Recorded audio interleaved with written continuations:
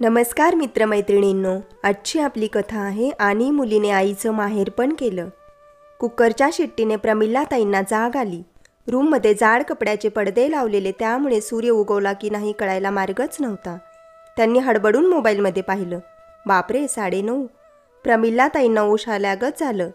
एवढा उशीर कधीच होत नाही आपल्याला उठायला. काय वाटेल चिनूला? जावई पण काय म्हणतील? मेल्याहून मेल्यासारखं वाटते मला तर. प्रमिलाताई स्वतःशीच पुटपुटत उठल्या. चिनू म्हणजे चिन्मयी, प्रमिलाताईंचं शेंडेफळ. नचिकेतराव आणि चिन्मयी दोघीही सॉफ्टवेअर इंजिनियर, पुण्याला मोठ्या कंपनीत जॉबला. मृण्मयी मोठं कन्यारत्न आणि जावई ईशान, दोघेही मुंबईत. मृण्मयी बँकेत तर ईशानराव कॉमर्सचे प्राध्यापक, दोघंही घड्याळाच्या काट्यावर पळणारी. सुधाकरराव प्रमिलाताईंचे आहो. सुधाकरराव शाळेत मुख्याध्यापक होते. सध्या सेवानिवृत्त जीवन मोठ्या एकट स्वभावाने जगत होते. मागच्या वर्षी चिनूचं लग्न झालं होतं. Love marriage. सुधाकररावांचा विरोध करायचा म्हणून विरोध, बाकी नचिकेतरावांमध्ये नाव ठेवायला जागा नव्हती. लग्न झाल्यापासून चिनू प्रमिलाताईच्या मागे लागली होती, घरी ये म्हणून. शेवटी दिवस उजाडला. आदल्या दिवशी प्रमिलाताई सुधाकररावांशी भांडून लेकीच्या घरी आल्या होत्या. काय बाई चिने, अगं पडदे जरा पातळ कापडाचे लावायचे. सूर्यवर आला की नाही कळायला नाव नाही. आणि माझ्या फोनमधला अलाराम तूच बंद केलास ना? शोभतं का असं? कसं दिसतं ते, जावयाच्या घरी आली आणि सासू मस्त झोपा काढते. काय म्हणतील नचिकेतराव? प्रमिलाताई चिनूवर थोड्या चिडल्या होत्या. अहो आई, काही नाही होत. चिनू नाही का तिकडे आली की मस्त ढाराढोर झोपा काढते. हे पण तुमचंच घर आहे की. चला तुमच्या लेकीच्या हातचा फक्कड आल्याचा चहा घेऊ, नचिकेतराव म्हणाले. हो ग आई, आता आली आहेस तर मस्त मोकळी राहा. घरी अजूनही बाबांच्याच नियमानं सगळं चालतं. मस्त मनसोक्त राहा.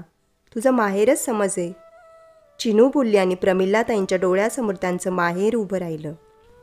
प्रमिलाताई घरातल्या सगळ्यात मोठ्या. त्यांच्या पाठीवर 3 भाऊ. सुधाकररावांचं चांगलं स्थळ आलं म्हणून प्रमिलाताईंचं लग्न लवकरच झालं. लग्नानंतरचं पहिलं वर्ष सोडलं तर त्यानंतर त्या वर्षातून 2दा माहेरी यायच्या. दिवाळीत भाऊबीजेच्या दिवशी भाऊ घ्यायला यायचा. दिवाळीच्या सुट्ट्या संपेपर्यंत त्या माहेरी राहायच्या. सुधाकरराव शिक्षकी पेशाचे असल्याने शाळा सुरू होण्याआधी त्यांना घेऊन यायचे. तसंच उन्हाळ्यातही 15-20 दिवस राहायला मिळायचं. माहेरवाशीण म्हणून त्या यायच्या, पण त्यांची आई अजूनही सासूरवाशीण होती. प्रमिलाताईंच्या माहेरी त्यांची आजी म्हणेल तीच पूर्व दिशा असायची. माहेरी गाई म्हशींची बरकत होती. घरात सतत पाहुण्यांचा राबता होता. सगळा स्वयंपाक चुलीवर असायचा. त्यामुळे त्यांची आई सतत कामाला बांधलेलीच असायची. लेक माहेरी आली तरी तिच्यासोबत निवांत बसून 2 शब्द बोलायला प्रमिलाताईच्या आईला वेळ कुठे होता. माहेरी आल्या की प्रमिलाताईच मग आईच्या मागोमाग उठायच्या. तिच्यासोबत दिवसभराची कामं आटपताना जे बोलणं व्हायचं तेच काय ते बोलणं व्हायचं मायलेकींचं. पुढे मृण्मयी झाल्यावर आपल्या आईनं आपल्या लेकीला घेऊन 2 घटका बसावं असं प्रमिलाताईंना वाटायचं. पण त्या माय माऊलीला ती पण फुरसत नसायची. माहेरून परत जाताना प्रमिलाताईंची आई त्यांना घरी बनवलेल्या कुरडया, पापड्या, लोणचं, उडीद मुगाचे पापड, तूप, घरी केलेल्या डाळी साळी असं कितीतरी सामान शिदोरी म्हणून द्यायची. आपल्या लेकीला सोडायला एसटी स्टँडवर मात्र प्रमिलाताईंच्या आई मागे लागून यायची. एसटीची वाट बघत 2 घडी का होईना मायलेकी एकमेकींकडे फुरसतीनं बघायच्या.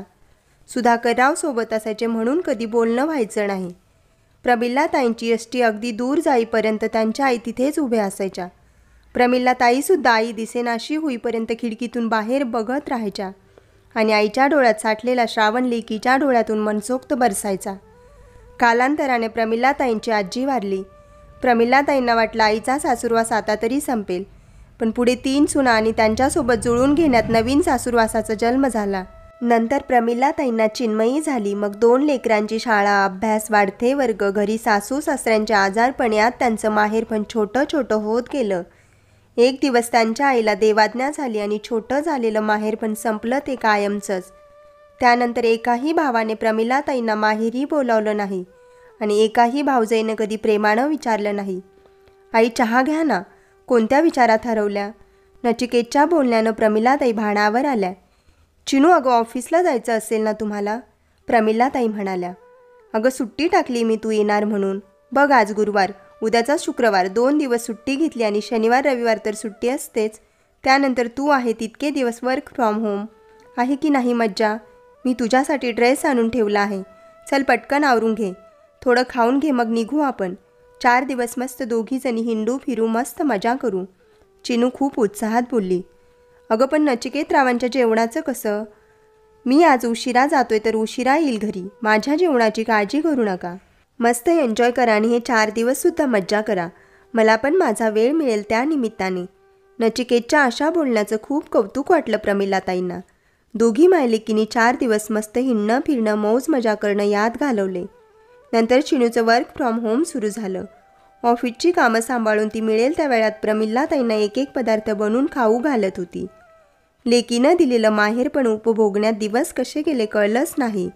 आणि प्रमिलाताईंचा जाण्याचा दिवस उजाडला होता. रविवार होता. नचिकेत सकाळीच कुठेतरी बाहेर गेला होता. दुपारी तो परत आला ते 2-4 पिशव्या सामान घेऊन. मिळालं ना सगळं? चिनू नचिकेतच्या हातातल्या पिशव्या घेत बोलली. आई हे बघ ग, इथे जवळच गृहोद्योग करणाऱ्या बायका हे सगळं बनवून देतात. हे बघ, कुरडया, पापड्या, सांडग्या, उडीद मुगाचे पापड, शेवया, काळा मसाला, गोडा मसाला, तिखट सगळं आहे. चिनू सामान दाखवत होती. कशाला आणलं ग? मी बनवते ग सगळं घरी, तुला तर माहिती आहे की, प्रमिलाताई बोलल्या. हो पण आता बनवत जाऊ नको.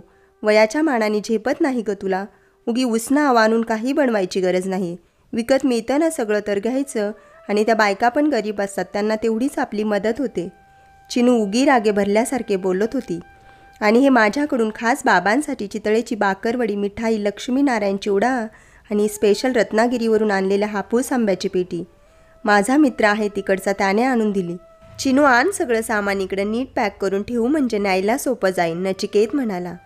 प्रमिलाताई लेक जावयाकडे कौतुकाने पाहत होत्या. ट्रेनची वेळ झाली. चिनू आणि नचिकेत प्रमिलाताईंना सोडायला स्टेशनवर आले होते. 2 टायर एसीच्या बोगीत रिझर्वेशन केलेल्या बर्थवर प्रमिलाताईचं सामान दोघांनी नीट लावलं. तेवढ्या ट्रेनची शिट्टी वाजली. चिनू आणि नचिकेत दोघे खाली उतरले. चिनू बाहेरून खिडकीजवळ येऊन उभी राहिली होती. प्रमिलाताई तिला आतून जा असं म्हणत होत्या, पण त्यांचा आवाज बाहेर जात नव्हता. ट्रेन हळूहळू पुढे सरकत होती. चिनूसुद्धा ट्रेनच्या सोबत चालत होती. अगं पडशील ग चिनू, नको असं करू, प्रमिलाताई आतून बोलत होत्या. त्यांचा कंठ दाटून आला होता. चिनूचे डोळेही अश्रूंनी भरून आले होते. ट्रेनची गती वाढली आणि चिनू दिशेनाशी झाली. प्रमिलाताई काचेतून बघण्याचा व्यर्थ प्रयत्न करत होत्या. डोळ्यात श्रावणधारा घेऊन प्रमिलाताई सीटवर बसल्या. कोण लेक होती का? सहप्रवाशानं प्रश्न विचारला. नाही, माय होती माझी. प्रमिलाताई डोळ्यातल्या श्रावणधारेत मनसोक्त भिजत होत्या.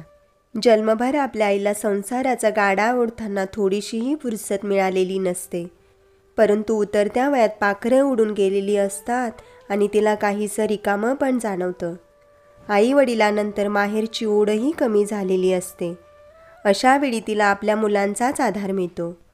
अनेकदा आपणही आपल्या धावपळीत खूप व्यस्त होऊन जातो, परंतु आपल्या आईवडिलांसाठी दिलेला वेळ त्यांच्यासाठी खूप मोलाचा असतो, हे सदैव आपण ध्यानात ठेवायला पाहिजे. असाच बोध आपण या कथेतून घेऊ शकतो. अशाच छान छान गोष्टी ऐकण्यासाठी आपल्या चॅनलला सबस्क्राईब करायला विसरू नका. धन्यवाद.